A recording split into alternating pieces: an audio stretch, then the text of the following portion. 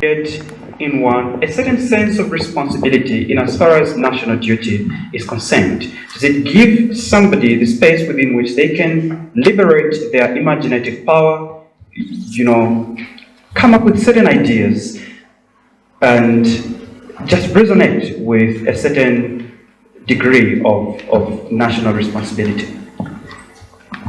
Geez, you asked me a difficult question. I'll come to why.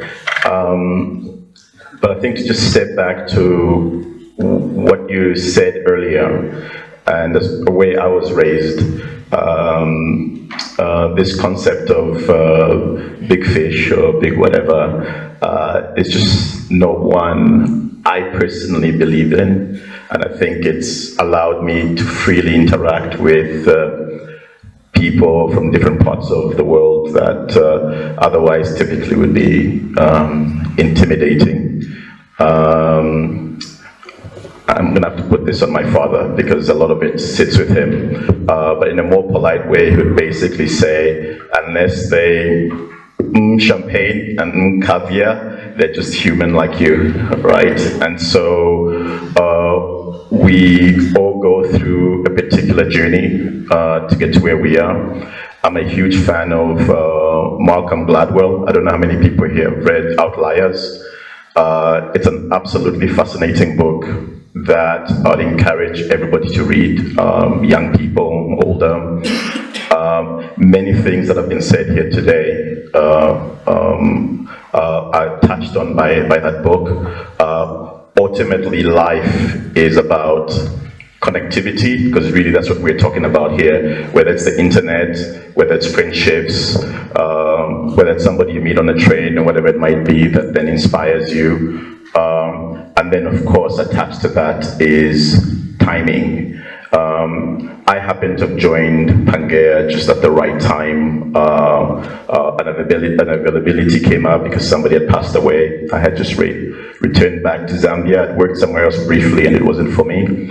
And it was just an opportunity that arose then. Zambia's death was written off in 2004, and suddenly Zambia was the most exciting country on the African continent.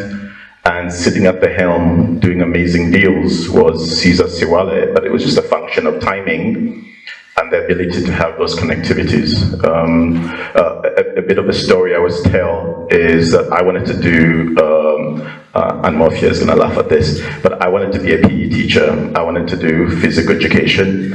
I love the game of basketball. I love soccer. I see it being lived out through my kids now, as Mafia knows.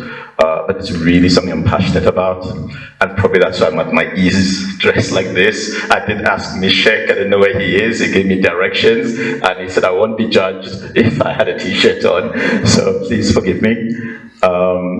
But my dad insisted that I do economics in school, and I wasn't a great student.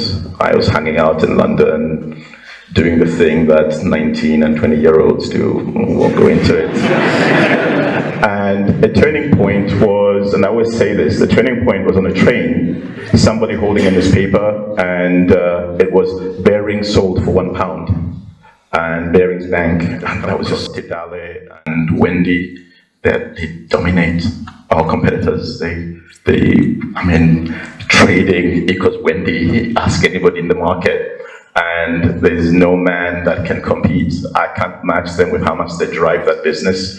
But I think in the educational system, we need to be deliberate with it, because it isn't there. And I see it sometimes in my office where a senior person will make a point, the junior male will look at me and say, I think what she's saying, I'm like, no, dude, you can't speak in the third person to a person who's in the room.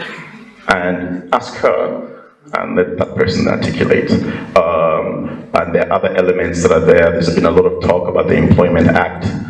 We could debate which elements have gone overboard, but which elements make sense. A woman should be given sufficient time off to recover, that she doesn't feel she has to make a tough choice between looking after a newborn baby or coming to work. That is just a no-brainer. We should be able to build in that.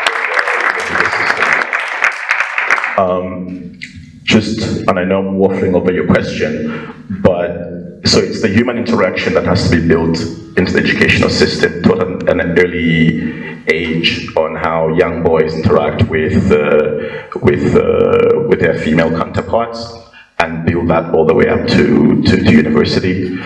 We do see the difference, if I can be candid here. The women in our office that have had more of an international experience, they tend to be a lot more assertive, and they will stand their position, and they will correct the male, and they will go to a client, which typically, again, in Zambia is probably the vast majority of the executive are men, but they can articulate the opportunity, they can defend how we have structured a particular transaction and put that across to the client.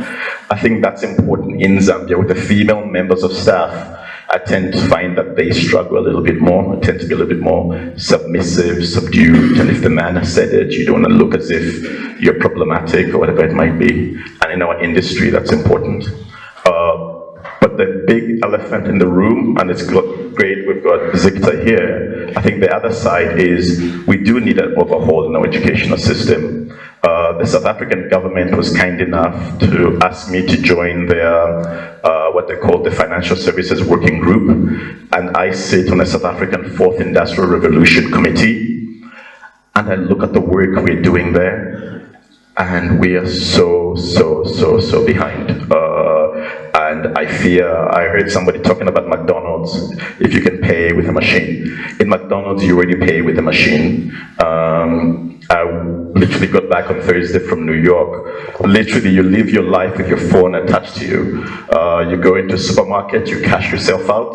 If you're putting fuel, you put in your credit card and you load fuel in your car by yourself. If you want to buy clothes, you go into Amazon. The professor with his book, he should allow you guys to build a transportational system so he doesn't have to carry 5 books and deliver them to the buyer, but there must be a transportational infrastructure built in there. But all that we have to teach.